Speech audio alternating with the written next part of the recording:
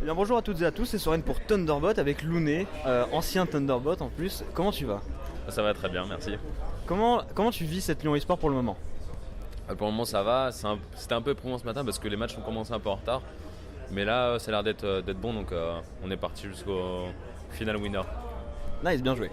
Hier vous avez joué la finale du Challenge France sur scène. Malheureusement ça s'est pas spécialement bien passé pour vous. Cependant, quelle est ton expérience du Challenge France? La production de Riot, les moyens que Riot met en place pour que la scène française se développe. Qu'est-ce que tu penses de tout ça? Je trouve que ça s'améliore vachement de saison en saison en fait. Un peu comme la production, surtout un peu comme les LCS et tout. C'est de plus en plus pro en fait. Et on a toujours pas, c'est toujours pas les LCS, mais là on a vraiment, surtout hier, la production au niveau de l'intro. C'était vraiment, moi je l'avais pas vu, j'étais pas là pour les répétitions. Je suis arrivé que hier et j'ai vu comme toi le jour J, et c'était vraiment ouf quoi. J'ai vraiment bien aimé quoi. Donc pour rappeler un peu aux gens, tu es maintenant manager de Team LDLC. Comment le projet Team LDLC s'est construit? Parce qu'on sait que LDLC n'était pas forcément friand de League of Legends, où ils ont fait quelques essais mais sans forcément vouloir faire de grosses teams avec beaucoup d'ampleur. Et là, donc, tu as ce roster, tu es manager, comment ça se passe pour toi? LDLC en fait, ils ont eu quelques accidents avec League of Legends en fait. Donc ils étaient pas trop chauds pour reprendre un roster. Moi ça faisait longtemps que je parlais à Anthony donc, de LDLC. Et si tu veux, après la fermeture de Melty, on a dû avoir une transition. Et en fait ça s'est naturellement dirigé vers LDLC avec l'aide de Melty d'ailleurs, qui a fait le lien. Ok, super. Et du coup ils nous ont repris aux mêmes conditions que Melty, donc nous on était contents. LDLC en plus c'est sérieux. Donc voilà. Vraiment, s'il y a bien une structure française dont on connaît le sérieux, qui est rigoureuse et vraiment là pour faire de l'e-sport, c'est vraiment LDLC. Justement, on le voit sur CS, etc. Enfin, tous les autres jeux, ils sont vraiment très performants. Je voulais te parler aussi un petit peu du roster, parce que le roster a un petit peu changé. On sait que par exemple Niski est parti, en jungler vous avez changé aussi.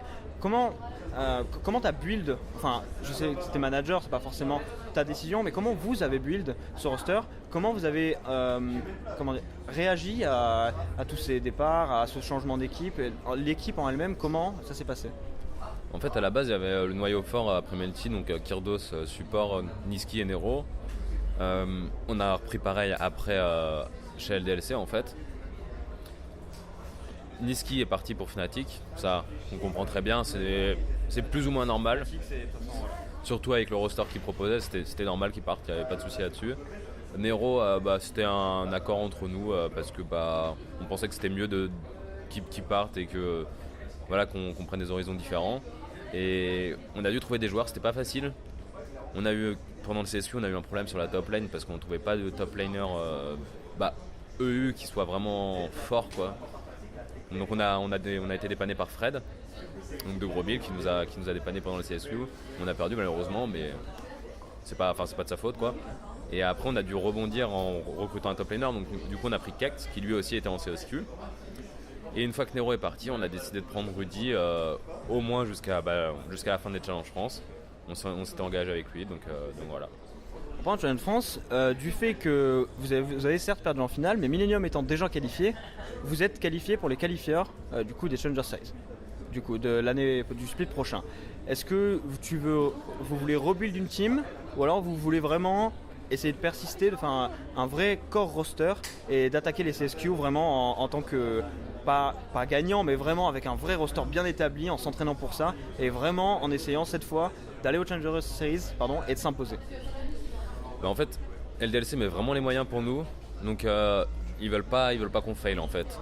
Donc leur but là, c'est vraiment, grâce à cette période de LAN et de test en fait, de voir qui c'est qui va rester, qui c'est qui va continuer jusqu'au CSQ en fait, parce que là, en gros, on va décider de qui va jusqu'au CSQ pour la qualif. Et donc, s'il y a besoin de faire des changements, il y en aura et il faudra prendre les meilleurs pour pouvoir essayer de réussir la qualif quoi. On va parler un petit peu du jeu. Donc imagine que Riot te donne carte blanche. Là, Riot, ils viennent te voir, ils t'appellent, ils font tu fais ce que tu veux. Tu peux équilibrer n'importe quoi, ajouter n'importe quoi, retirer n'importe quoi. Tu peux faire ce que tu veux avec le jeu. Qu'est-ce que tu ferais? Moi j'aimerais bien en fait, bon ça c'est sur tous les jeux en fait, mais qu'il y ait plus de pif en fait. Enfin, disons que la botlane ne soit pas limitée à Par exemple en ce moment, Essayer d'ouvrir la méta. Varus, Jhin, voilà, c'est ça en fait. Ok. Et ça, c'est ce que j'aimais bien à l'époque où je jouais saison 1, saison 2, c'est qu'il y avait vraiment beaucoup de pics en fait et on se prenait pas trop la tête avec la méta parce que peut-être on la comprenait pas non plus. Mais voilà, au moins on jouait un peu de tout quoi, que ça soit jungle, t'avais plein de trucs. Enfin, c'était pas bridé comme ça quoi. Après, il y a l'arrivée des D-Ban en compétitif, ça permet d'ouvrir pas mal de pocket pick entre guillemets. On le voit au LCS, il y a par exemple Caps qui a joué quasiment un champion par game, qui joue à peu près tout. Est-ce que tu penses que c'est la bonne solution de rajouter des bans pour essayer de diversifier la méta? Moi je pense que c'est pas mal parce que justement on peut justement faire plus de bans. Donc qui dit plus de bans dit d'autres pics parce qu'on sera obligé de sortir d'autres pics si les champions de la méta sont bannis.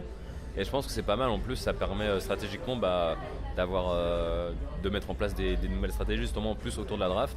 Et donc la draft a encore plus d'importance qu'avant quoi. Dernière question pour toi, la scène française explose, mais on va parler des Challenger Series et des LCS. Il y a pas mal de joueurs qui préfèrent refuser une offre LCS pour aller dans une grosse team CS. On voit l'exemple par exemple de Vander qui est demi-finaliste des Worlds et qui retourne chez Schalke en Challenger Series.